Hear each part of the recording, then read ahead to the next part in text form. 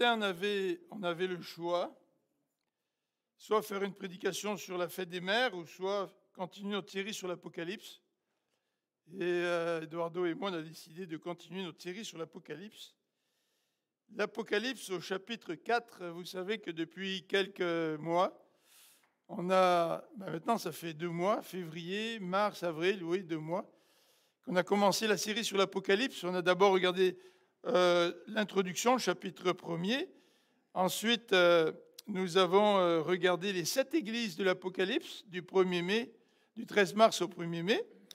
Et nous sommes rendus maintenant au chapitre 4, qui est un chapitre, disons, assez particulier parce qu'il commence la section de l'épître qui est un petit peu plus difficile à comprendre.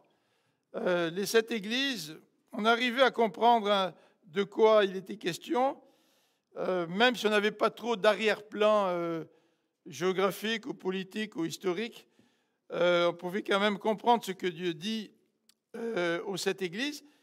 Mais à partir du chapitre 4, nous allons assister au récit des visions que Jean a eues. Alors là, ça devient un petit peu différent.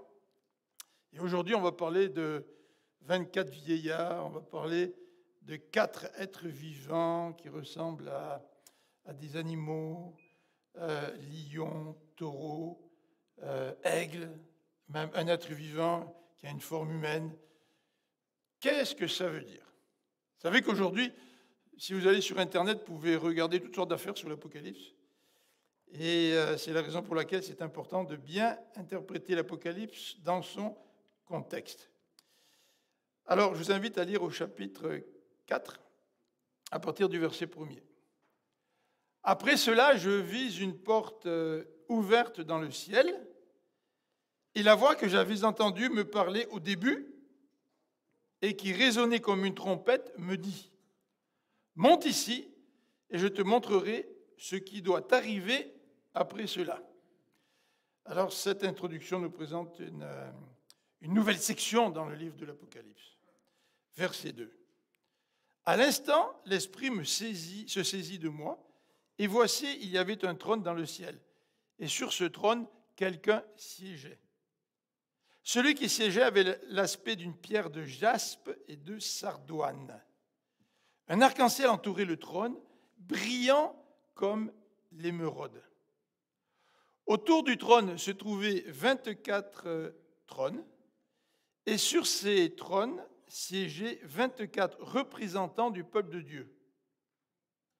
Ils étaient vêtus de blanc et portaient des couronnes d'or sur la tête.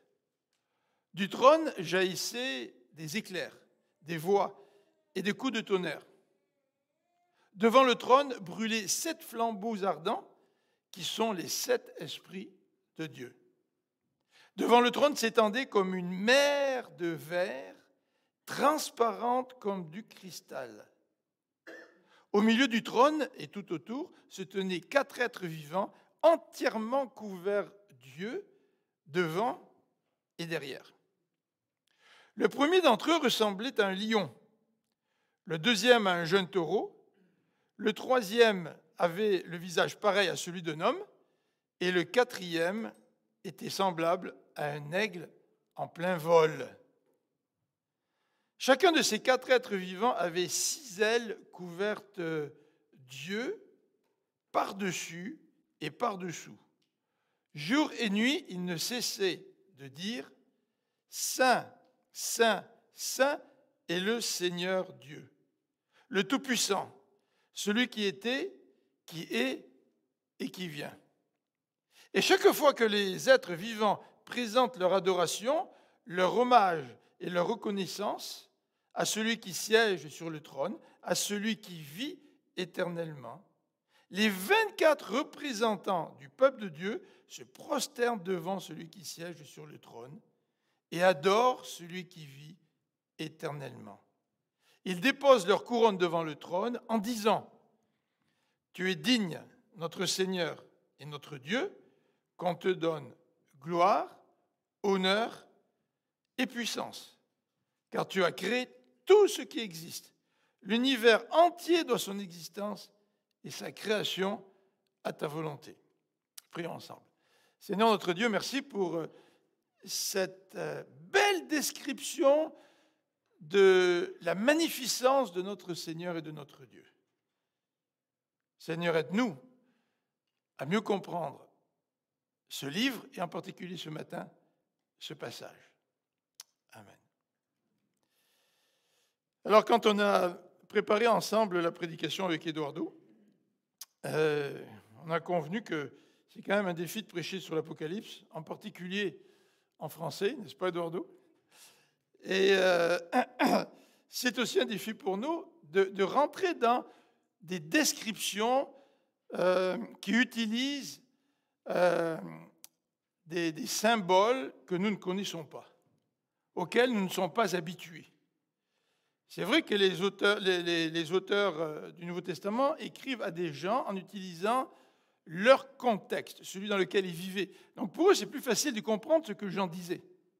Pour nous, c'est beaucoup plus difficile parce que Jean fait allusion à toutes sortes de symboles, mais qu'on retrouve dans l'Ancien Testament. Donc on va faire référence à l'Ancien Testament aujourd'hui, comme vous allez le voir. Et en guise d'introduction, je voudrais simplement, avant de laisser la parole à Eduardo, commenter le verset 1 et une partie du verset 2. Une porte est ouverte dans le ciel. Jean voit une porte ouverte. La porte ouverte signifie que Dieu va révéler quelque chose à Jean. Et il entend la même voix dont il était question au chapitre 1, qui lui parle. Et cette voix résonne comme une trompette et dit, alors voilà ce que dit la voix. La voix dit, monte ici. Ça veut dire que Dieu veut donner à Jean une perspective des événements à venir, mais non pas à partir de la terre, mais à partir du ciel. Il veut lui donner une perspective céleste. Vous savez que selon la perspective dans laquelle on se trouve, on peut voir les choses différemment. Si vous êtes témoin d'un accident, vous êtes sur le côté, par exemple, nord et quelqu'un d'autre est sur le côté sud, vous allez décrire l'événement de manière un peu différente, parce que vous avez une perception différente.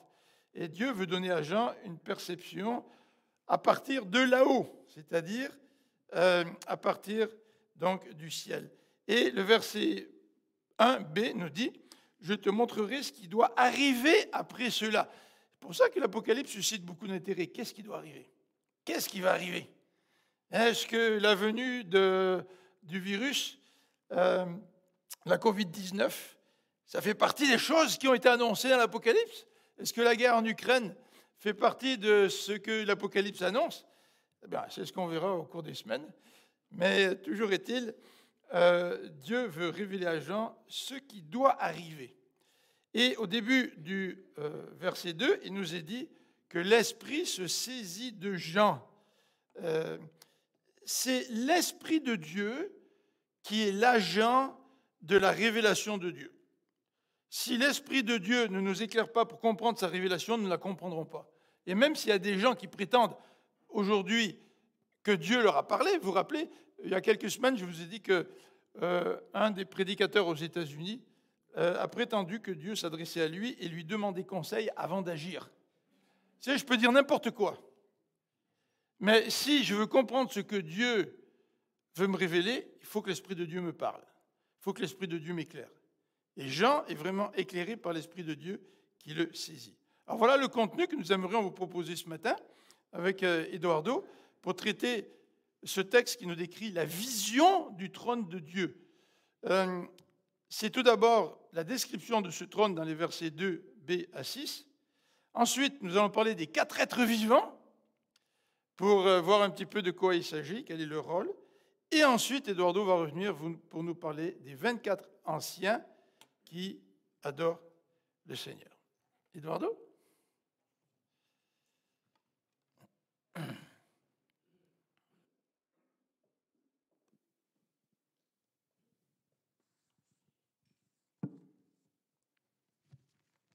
Bonjour. Bonne fête des mères. Donc, c'était très intéressant de voir. OK, merci. Une voix qui appelle Jean pour lui montrer ce qui doit arriver. Et c'est intéressant d'imaginer quelqu'un d'entre nous, dans ce cas Jean, voir des choses au ciel, une vision du trône de Dieu. Et la première chose que Jean voit, c'est exactement dans le verset 2, la deuxième partie.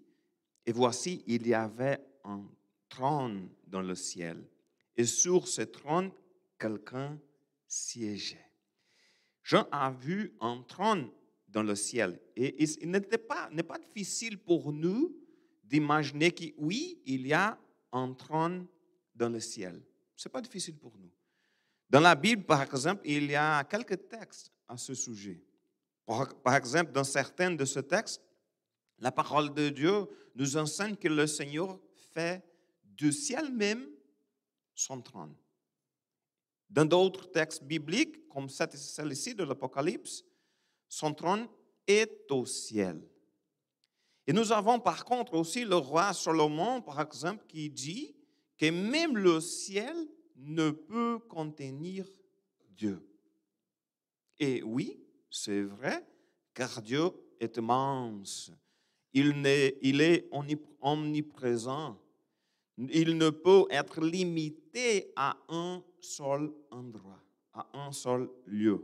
Mais oui, la parole nous dit qu'il y a un trône dans le ciel. De plus, il est très intéressant de noter que la similitude entre le récit de la vision de Jean et les autres récits d'autres visions similaires que nous trouvons dans l'Ancien Testament.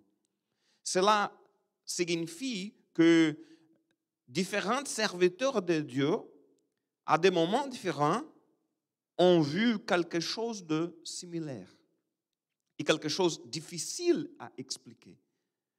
Parce que oui, nous pouvons être dans un côté différent d'un accident et pour ça peut être difficile d'expliquer comment ça se passait, mais expliquer le trône de Dieu, le ciel, c'est quelque chose de difficile de parler, d'expliquer. Donc c'est pour ça qu'il utilise beaucoup des images. Mais examinons d'abord les visions d'Ézéchiel. Lisons Ézéchiel, chapitre 1, verset 1, la deuxième partie. Le texte nous dit, « Le ciel s'ouvrit et Dieu m'envoya deux visions. » D'abord, Jean a vu une porte ouverte dans le ciel et Ézéchiel a vu le ciel s'ouvrir. Donc, la façon dont la vision de la gloire de Dieu commence est similaire. De plus, comme Jean, Ézéchiel a également vu 4 êtres vivants. Philippe parlera des 4 êtres vivants que Jean a vus, mais il est extrêmement important de le mentionner ici afin que nous puissions voir la similitude entre les visions. Dans la vision de Jean, il a décrit les 4 créatures, les 4 êtres vivants comme suite. Le premier ressemblait à un lion. Le deuxième à un taureau. Le troisième avait le visage pareil à celui d'un homme. Et le quatrième était semblable à un aigle en plein vol. Chacun de ces 4 êtres vivants avait 6 ailes. Ézéchiel a une vision différente, mais avec une signification aussi similaire. Lisons le verset 5 d'Ézéchiel 1. En son milieu, je distinguais quelque chose qui ressemblait à 4 êtres vivants. Par leur aspect, ils ressemblaient à des hommes. Chacun d'eux avait 4 faces et 4 ailes. Chaque être vivant avait des ailes comme celles que Jean a vues, mais chacun d'eux avait 4 visages. Donc c'est différent. Mais à quoi ressemblaient ces visages? C'est au verset 10. Leur face ressemblait à celle d'un homme et ils avaient tous les 4 une face de lion à droite, une face de taureau à gauche et une face d'aigle. Jean a vu des créatures vivantes qui ressemblaient à un homme, un lion, un taureau et un aigle. Ézéchiel a vu 4 êtres vivants qui avaient 4 visages, et les 4 visages sont d'un homme, d'un lion, d'un taureau et d'un aigle. Ce sont les mêmes animaux. Ce n'est pas une simple coïncidence, c'est-à-dire qu'il y a une signification de plus ici. Mais une autre similitude que je voudrais souligner, parce que Philippe qui va expliquer les 4 êtres vivants, on a fait beaucoup de blagues à ce sujet, qu'il m'a dit, mais c'est toi qui as choisi pour moi de parler des 4 êtres vivants, la partie la plus difficile. Non, c'est toi qui as choisi. Donc, c'est toujours les 4 êtres vivants. Ah, c'est Philippe qui va expliquer. Mais le verset 28, il parle aussi, lisons, la clarté qui l'environnait avait l'aspect de l'arc-en-ciel qui resplendit dans les nuées et un jour de pluie. C'est ainsi que mes parures se ressemblaient à la gloire de l'Éternel. À cette vue, j'ai tombé la face contre terre et j'entendis quelqu'un me parler. C'est comme Jean. Ézéchiel a vu l'éclat de la gloire de Dieu. Et il y avait un arc-en-ciel autour du trône. En plus d'Ézéchiel, Ésaïe a également eu une vision du trône de Dieu. C'est la vision d'Ésaïe, chapitre 6. Et qu'est-ce qu'Ésaïe a vu dans le premier verset? L'année de la mort du roi Osias, je vis le Seigneur siégeant sur un trône très élevé. Comme Ézéchiel et Jean, Ésaïe a vu le trône dans le ciel. Il y avait aussi des autres êtres vivants autour du trône. Le verset 2, des êtres à forme de serpent se tenaient debout, chacun d'eux avait 6 ailes. Dans la vision d'Ésaïe, il y a aussi des êtres autour du trône, des êtres avec des ailes. Et une observation ici importante, c'est parce que si vous avez une autre version, que ce n'est pas la Bible du Semeur, la Bible du Semeur a traduit le terme utilisé pour ces êtres vivants par des êtres sous les formes d'un serpent. Cependant, des autres traductions utilisent le terme séraphin. On peut penser, mais c'est un être vivant, c'est un serpent ou un séraphin? C'est Philippe qui va expliquer cela. Mais c'est intéressant parce qu'en hébreu, le terme saraf est traditionnellement rendu par séraphin. Mais ici, est-ce que c'est un serpent? Parce que c'est le mot. En hébreu, il y a beaucoup de choses qui sont plus difficiles d'expliquer. Par exemple, la gorge. C'est oh, j'ai oublié le mot en français. C'est pas pour la gorge, pour la. En hébreu, c'est le même mot pour la gorge et l'esprit. C'est le même mot. Parce qu'en hébreu, il n'y a pas tous les mots pour expliquer les choses qui sont abstraites, qui ne sont pas concrètes.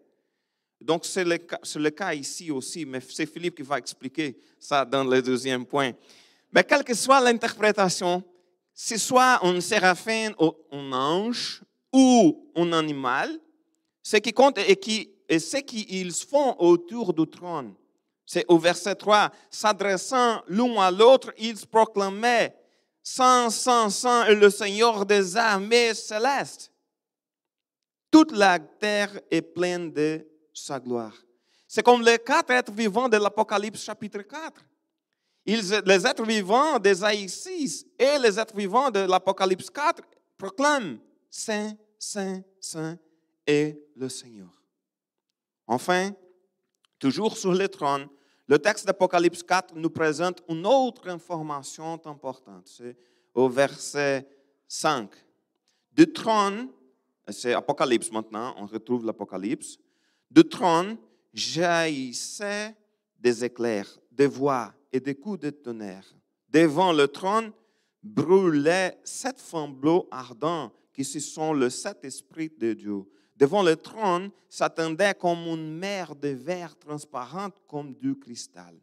C'est-à-dire que du trône jaillissaient des éclairs, des voix, des coups de tonnerre. Et devant le trône s'attendait comme une mer de cristal. Et qu'est-ce que représente cette image? C'est pas Philippe qui va expliquer. Ça a l'air effrayant. C'est quelque chose de voir des éclairs, des voix, des coupes de tonnerre. C'est quelque chose d'un air effrayant. C'est une chose, ces éclairs, les voix, les tonnerres, se rehaussent la grandeur de la majesté et la gloire de la présence de Dieu. C'est-à-dire que c'est quelque chose de majestueux. Dans l'Ancien Testament, c'est comme? Majestueux. C'est pas, en portugais, c'est majestoso. C'est le problème. Sont semblables, donc il y a des mots qui sont plus difficiles de parler dans la tête, parce que si je parle portugais, c'est le vieil Eduardo qui était en train de parler. Dans l'Ancien Testament, ces manifestations sont courantes de la majesté de Dieu. Lorsque Dieu est présent, c'est-à-dire que c'est en symbolisant cela, la puissance et la gloire de Dieu. C'est comme si quelqu'un de nous arrive, c'est une personne qui arrive, mais c'est la présence de Dieu. C'est fort. Par exemple, lorsque Dieu est descendu sur le mont Sinaï, c'est Exode 19, verset 16, le texte rapporte que sur le lendemain, de le lever du jour, il y eut des coups de tonnerre et des éclairs. Une épaisse nuée couvrit la montagne et l'on entendit un son de cornes très puissant, dans lequel tout le peuple s'est mis à trembler de peur. C'est semblable. C'est la présence de Dieu. C'est la grandeur de la manifestation de la présence de Dieu. Et les manifestations de la gloire de Dieu sont toujours grandioses et pleines de majesté. Jean mentionne aussi qu'il a vu une mer de verre transparente comme du cristal. Il existe plusieurs interprétations de la signification de cette mer de verre, mais l'interprétation la plus simple est celle qui voit la mer de verre comme un élément de plus pour montrer la grandeur de la majesté de la présence de Dieu. Il n'a pas une signification particulière, mais seulement une chose de plus pour montrer la grandeur de la majesté de la présence de Dieu. Donc, après avoir parlé du trône de Dieu, que pouvons-nous savoir de celui qui siégeait sur le trône? Premièrement, une chose est très claire. Il est le roi des rois. Le trône représente la royauté, l'autorité. Le roi de la terre était assis sur des trônes, toujours pour représenter leur autorité, à régner sur leur peuple.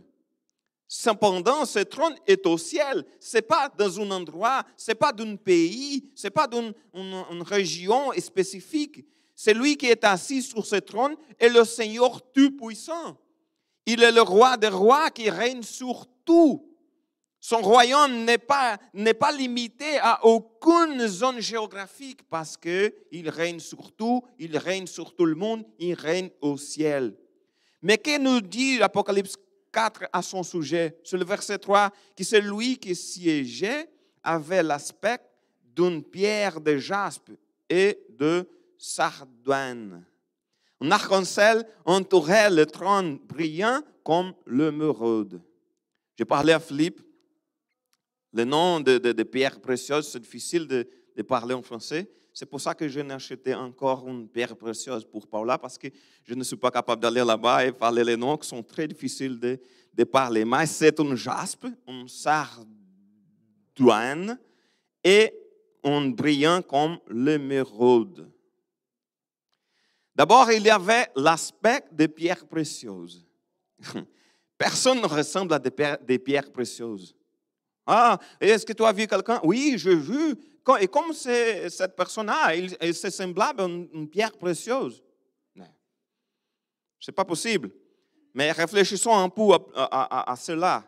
Il avait l'aspect d'une pierre de jaspe et de sardoine. Le jaspe est une pierre qui existe en différentes couleurs, donc nous ne savons pas exactement ce que Jean a vu, parce qu'il y a beaucoup de différentes, mais le sardoine est une pierre rouge. L'arc-en-ciel, il parle qu'il ressemblait à une émeraude. Mais les émeraudes sont de couleur verte. Arc-en-ciel qui est semblable à une émeraude, c'est-à-dire la couleur verte. Je n'ai jamais vu d'arc-en-ciel vert.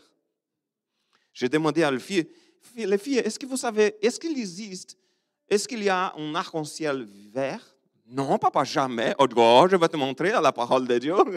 Donc, je ne sais pas exactement comme c'est là, mais c'est la manière que Jean a choisi d'expliquer ces choses très grandes, très majestueuses, c'était très grandiose qu'il était en train de voir.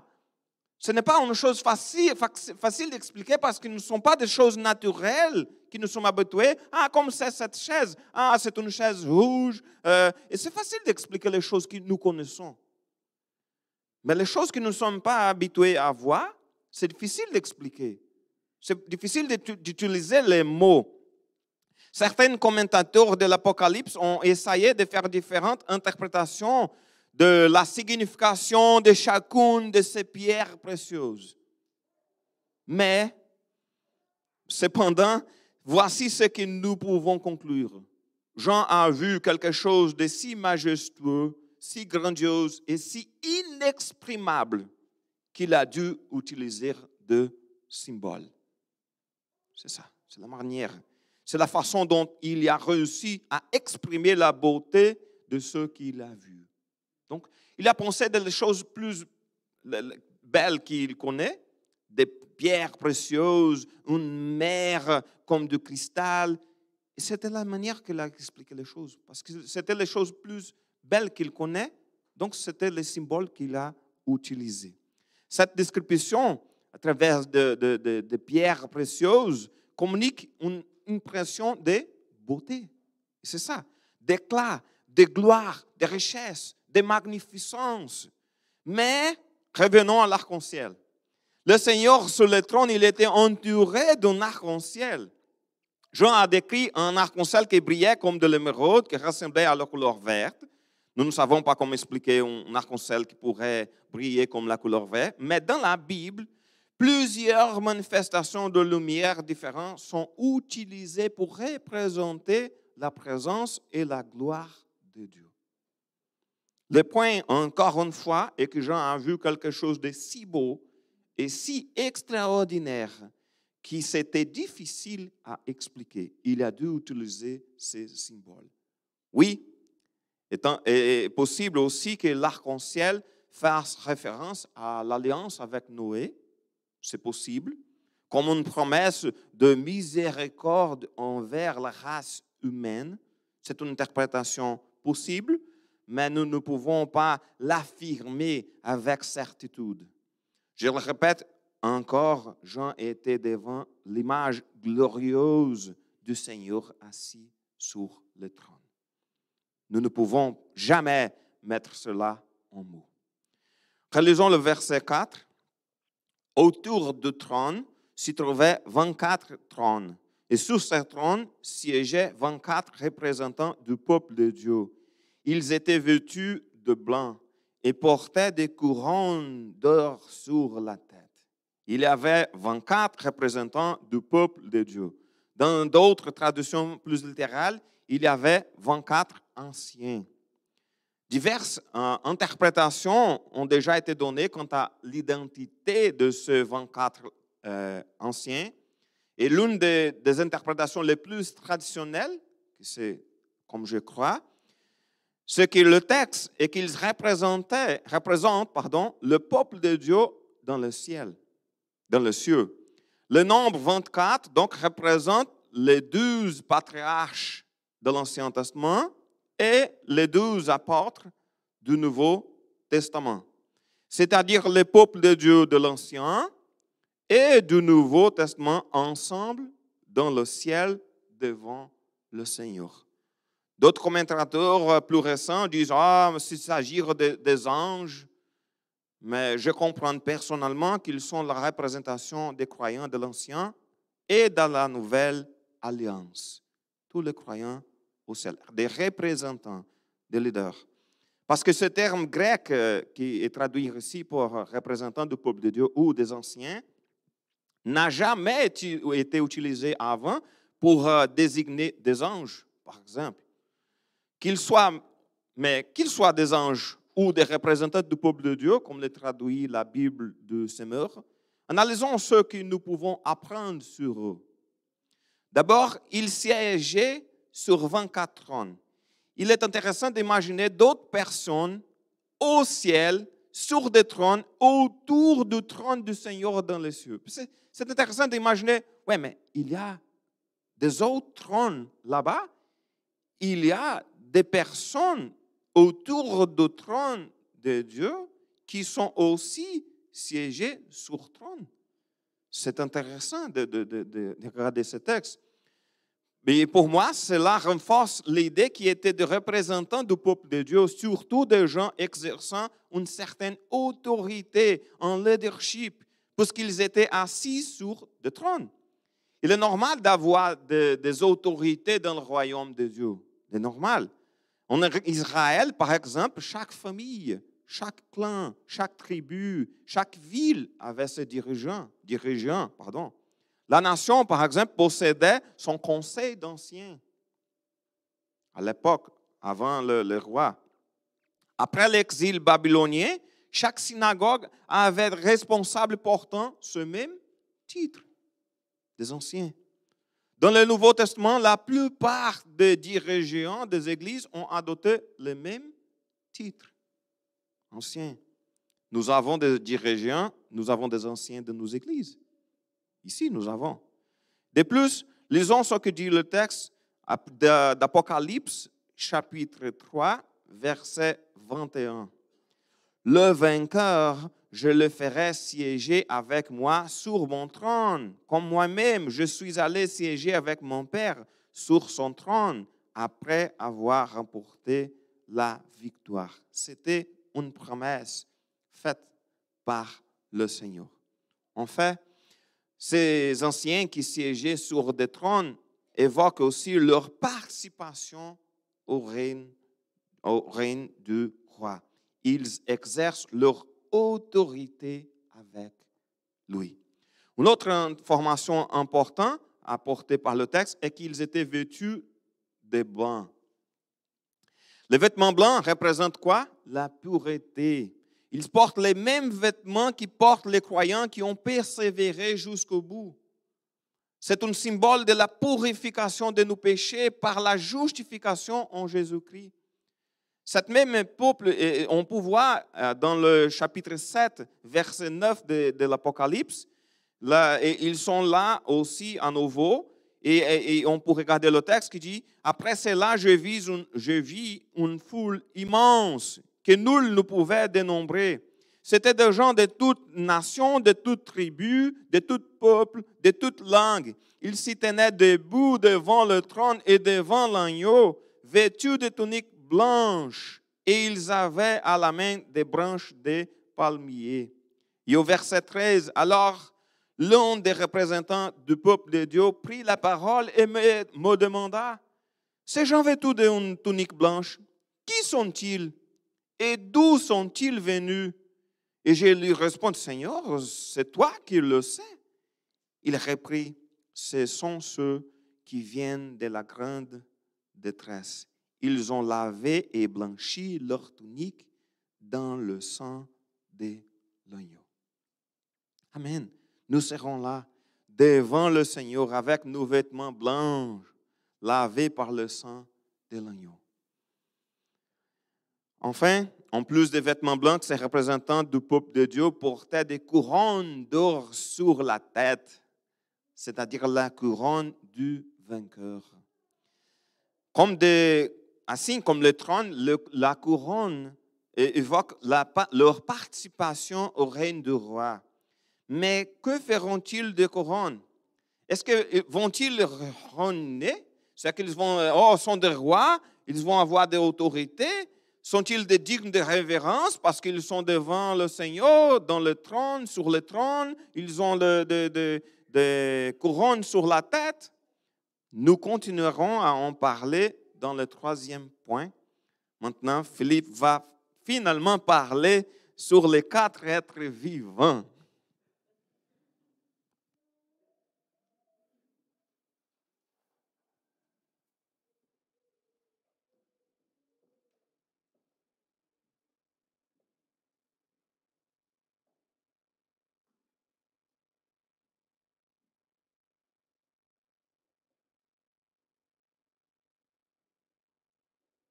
Soir, quand je me suis couché vers minuit, je me suis approché de Marie-France, j'ai dit, est-ce que tu dors? Elle m'a dit, oui, je dors. Non, c'est pas vrai, elle m'a pas dit ça comme ça. J'ai dit, d'après toi, qu'est-ce que c'est que les séraphins dont on parle dans la Bible? On parle des séraphins, on parle des chérubins, on parle des 4 êtres vivants. Quand on utilise l'expression séraphin ou chérubin, de quoi s'agit-il? Tout d'abord, avant de poser la question en rapport avec les chérubins et les séraphins, il faut que nous partions d'Apocalypse 4. Dans Apocalypse 4, on a 4 êtres vivants. Ces 4 êtres vivants rappellent à la fois les chérubins d'Ézéchiel et les séraphins d'Ésaïe. Ces 4 êtres vivants, dans Apocalypse 4, c'est une reprise de la vision d'Ézéchiel. Et si on lit les textes dans Ézéchiel, notamment au chapitre 10, on nous dit que ces 4 êtres vivants qui ressemblent, qui ont des visages d'animaux, visages d'hommes, ce sont des chérubins. On les appelle des chérubins. Alors ma femme m'a dit, ah ben un chérubin, c'est un petit ange. J'ai dit oui, c'est un petit ange avec une flèche et un arc. Elle m'a dit, non, écoute, un chérubin, elle me dit, c'est toi, t'es mon chérubin. J'ai aimé ça comme interprétation. Je ne sais pas si c'est la meilleure, en tout cas, je suis un chérubin. Voilà. Mais regardons rapidement ce que le texte d'Ézéchiel nous dit. Ces 4 êtres vivants dans l'Apocalypse, ils sont couverts d'yeux. Tu sais, on se croirait en plein film de science-fiction avec des yeux partout. Là, tu sais. Il y a des descriptions qui sortent de ce qui est naturel. Tu sais. Comme Eduardo a dit, Jean, il veut exprimer quelque chose d'inexprimable. Alors il utilise des images.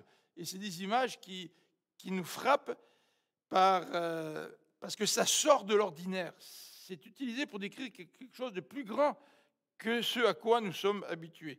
Alors, comme les chérubins, dans l'Apocalypse, ces 4 êtres vivants sont couverts d'yeux. Et dans Ézéchiel, vous avez les références au chapitre 1, en particulier au chapitre 10, versets 9 à 12, eh bien, on les appelle, ces 4 êtres vivants, des chérubins, et là aussi, ils sont encore recouverts d'yeux. Et dans Ézéchiel, les chérubins avaient la face de 4 créatures, des 4 créatures d'Apocalypse 4. Dans Ésaïe au chapitre 6, si on fait un parallèle entre Apocalypse 4 et Ésaïe chapitre 6, on voit que dans Ésaïe chapitre 6, ce qu'on appelle les séraphins, là ils portent notre nom, les séraphins, ils ont chacun 6 ailes et proclament le même trisagion. Trisagion, ça vient de 3, et agion, ça veut dire saint en grec, donc ça veut dire 3 fois saint. Le trisagion, c'est quand on dit saint, saint, saint. Alors, on a ce parallèle entre Apocalypse 4 et aussi Ésaïe chapitre 6. Alors la question que nous nous posons en lisant Apocalypse 4, c'est la question suivante. Qui sont ces 4 êtres dans Apocalypse 4? Qui sont les séraphins et les chérubins? Parce que les quatre êtres d'Apocalypse 4, Apocalypse 4 reprennent, ont la même description qu'en fait Ézéchiel. Ézéchiel appelle ces êtres des chérubins. Et puis dans Apocalypse 4, on voit qu'il y a un lien avec Ésaïe au chapitre 6. Et dans Ésaïe au chapitre 6, on appelle ces êtres-là des séraphins. Alors on va regarder qu'est-ce que c'est les séraphins en première remarque. Ensuite, on va regarder qui sont les chérubins. Et puis on va voir un petit peu comment Jean utilise ces figures. Les séraphins. On va commencer avec les séraphins, c'est-à-dire les êtres qui sont décrits dans Ésaïe au chapitre 6. Le mot séraphin vient d'un mot hébreu qui est le suivant, l'écran saraph. Ça signifie brûlant. C'est pour ça que dans Ésaïe, au chapitre 6, la version de la Bible du Semeur traduit le mot par serpent brûlant. Ce sont des serpents brûlants. Dans la Bible du Semeur, il est dit « des êtres à forme de serpents se tenaient debout devant le trône ». Si on utilise nos autres versions, les versions de Louis II par exemple, on n'est pas habitué à ce genre de traduction. Dans Louis II va dire « des séraphins se tenaient au-dessus du trône ». Alors nous, on a l'habitude d'employer le mot séraphin. Et quand on lit la Bible du Semeur nous dit que ce sont des êtres à forme de serpent. Alors on se dit, ouais, mais alors là, moi je pensais que les séraphins c'était des classes d'anges, les chérubins aussi. Et là, la Bible du Semeur traduit par serpent. Alors, le mot saraph, qui est traduit par séraphin, est utilisé 3 fois dans le Pentateuque et il est utilisé 3 fois dans Ésaïe. 3 fois dans le Pentateuque. Le premier texte où on retrouve cette expression séraphin au pluriel, saraph au singulier, séraphin, ça vient du texte de Nombre au chapitre 21. Vous vous rappelez l'épisode des serpents brûlants dans le désert? Quand le peuple a subi le jugement de Dieu, Dieu a envoyé des serpents venimeux. Et ces serpents, dans Nombre 21 et Deutéronome 8,15, sont désignés par un adjectif. On ne dit pas les serpents brûlants, dans Nombre 21 ou dans Deutéronome 8 qui nous dit que Dieu a permis que le peuple voyage dans le désert où il y avait des brûlants. On ne disait pas des serpents, on disait des brûlants. C'est comme dans Nombre 21, Dieu a envoyé des brûlants qui ont mordu. C'est ça littéralement. Mais nos Bibles, on ne traduit pas brûlant, on traduit par serpent brûlant, par exemple, pour décrire l'effet de la morsure de ces serpents sur les hommes. Et dans Nombre, on nous dit que dès que les serpents mordaient un homme, l'homme y mourait à moins de regarder au serpent d'airain, au brûlant, littéralement, que Moïse avait construit. Donc Moïse avait construit un serpent d'airain, il le montrait, et quand les hommes piqués par les serpents, qui étaient des serpents venimeux, qui étaient en train de mourir, regardaient à ce bâton sur lequel se trouvait le serpent d'airain, eh bien, ils vivaient. Et c'est une préfiguration du salut de Jésus-Christ. Jésus l'a dit dans Jean 3, qu'il faut que le Fils de l'homme soit élevé. Il faisait allusion à cet épisode dans Nombre au chapitre 21. Donc, vous voyez, dans le Pentateuque, 3 fois, il est question, dans le Pentateuque, de ce qu'on appelle ces séraphins, littéralement ces êtres brûlants. D'accord?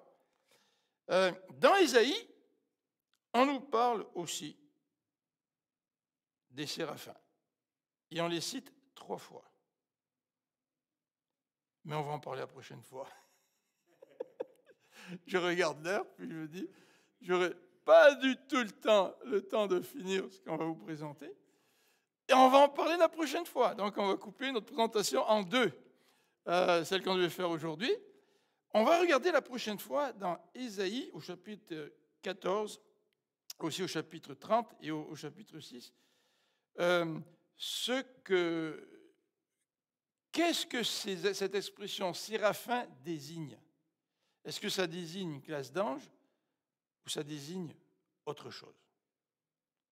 Alors, je vous laisse sur votre faim, c'est fantastique. Mais avant de terminer, j'aimerais savoir si Marie-France pourrait mettre la dernière diapositive. C'est une image que j'aimerais vous présenter. Je voulais terminer aujourd'hui là-dessus, mais on va donc présenter la dernière image. Là, j'aurais pas voulu que vous voyiez tout ça. Là. Vous voyez, on a trop de contenu pour ce matin. Là.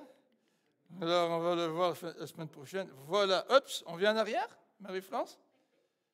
Voilà, regardez, la photo que j'ai mise dans le bulletin il est en noir et blanc, donc ça ne se voit pas vraiment. Tu sais. Mais la couleur ici représente un peu plus ce dont on est en train de parler. Regardez ce que le tableau représente. Vous voyez, vous avez les 24 personnes qui sont assises un peu en cercle, là, autour du trône. Il y a Dieu sur le trône, mais Dieu est tellement grand qu'il n'est pas décrit. C'est ça qui est assez extraordinaire dans Apocalypse au chapitre 4, c'est que Dieu est tellement grand qu'il n'est pas décrit. On a des manifestations de la gloire de Dieu avec les éclairs, avec le tonnerre, comme Eduardo nous l'a décrit. On voit ces 24 vieillards qui adorent le Seigneur, qui déposent leur couronne devant le Seigneur. Tu sais. On voit ces 4 êtres vivants, vous les voyez assis devant. Là. L'image ne représente pas tout parce que le texte biblique nous dit qu'ils sont devant, en arrière, etc. Ils sont partout autour du trône. C'est comme si on voit la manifestation de la présence de Dieu, mais on n'a aucune description de la personne de Dieu.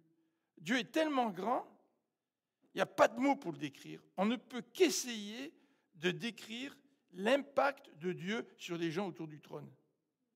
Alors quand on lit Apocalypse 4, on a l'impression que la grandeur de Dieu nous dépasse tellement. Tu sais, on peut en avoir qu'une description de ces effets de la grandeur de Dieu, tu sais, notamment au travers de la réaction des 24 anciens, de cette émeraude, cette couleur, cet arc-en-ciel. Vous voyez l'arc-en-ciel, il n'est pas à moitié, là, il est vraiment, il forme un cercle. Il semble, entre parenthèses, qu'on peut voir, c'est rare, mais un arc-en-ciel qui forme le cercle. Mais c'est dans certains contextes très particuliers. Vous voyez, donc tous ces éléments sont là pour décrire la grandeur de Dieu. Alors, la semaine prochaine, on va continuer à regarder le sens des séraphins, notamment dans Ésaïe, et aussi la signification des séraphins ou des serpents parmi les Égyptiens. Vous vous rappelez, les Égyptiens, ils avaient un serpent sur leur chapeau. Et aussi voir à l'époque d'Akab, le roi Akab, quel était le sens des séraphins. Ensuite, on regardera donc la signification des chérubins. Et les chérubins, ce sont ces êtres à forme d'animaux. Tu sais.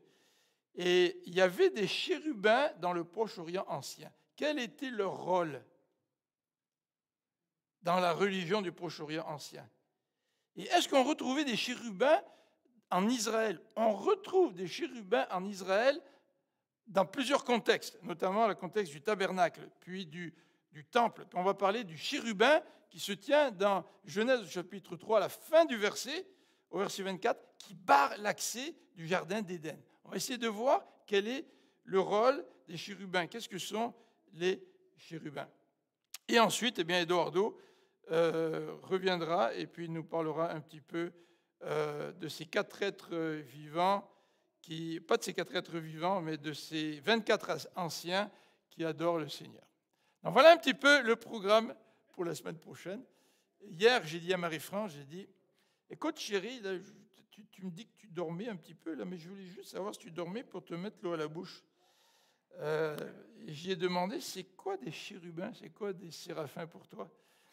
Et on a parlé de ce que la plupart des chrétiens croient, que ce sont des anges. Alors on va regarder ça la fois prochaine, on va prier ensemble. Seigneur notre Dieu, c'est vrai que si tu nous apparaissais dans toute ta gloire,